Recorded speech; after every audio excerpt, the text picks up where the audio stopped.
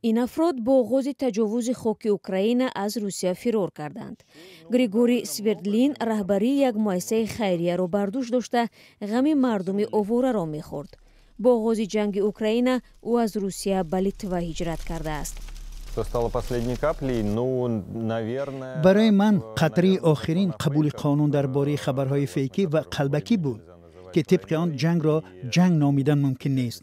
من درک کردم که این جنگ را قبول کردن و در برابر آن خاموش ایستادن نمیتوانم. از میان دو انتخاب نشستن در کنج زندان یا ترک کشور نمودن، البته من دومی را پذیرفتم، زیرا برای زندانی شدن سببی نمیبینم.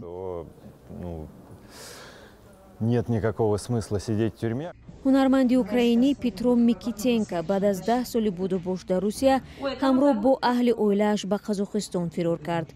او میگوید دیگر طاقت شنیدن ادعاهای روسیه درباره اوکراین را نداشت. همه دوستانمان از روسیه به ما زنگ میزنند. آنها نفرانی هستند که ما را احترام میکنند و به عقیده ما گوش میدهند. همه آنها میگویند که چیزی که در اوکراین رخ داده است حادثه مقرری است. 70% اهالی ملتگرا میباشند. آنها را پاکاری خواهند کرد و ما آرام و آسوده زندگی میکنیم. پدر و مادر ما در ناحیه پولیس زندگی میکنند و کمی دورتر از مرز بلاروس واقع است. آنها از اولین ها شده به خشونت روسیه روبرو گردیدند. مکتبی را که من تحصیل کردم با گرد تیرباران نمودند.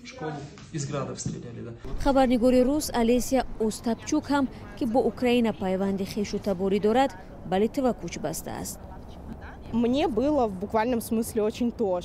برایم واضح و روشن بود.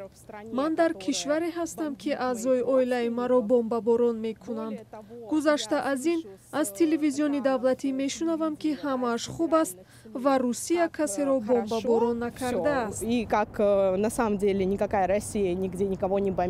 سرگئی давидис در سازمان دیدبان حقوق بشر مموریال ایفای وظیفه میکرد. سال گذشته بعد منع فعالیت این گروه از روسیه به لیتوا کوچ بست. مردم در روسیه تقسیم شدند. در یک کشور 140 میلیون نفره هزارها شاید دهها و صدها هزار آدمانی هستند که آماده‌اند بر ضد حکومت مبارزه برند. آنها غیر از آویزه و سخن چیزی ندارند و غلبه کردن نمیتوانند. آنها میتوانند با به کوچه برآمدن خود را قربان کنند.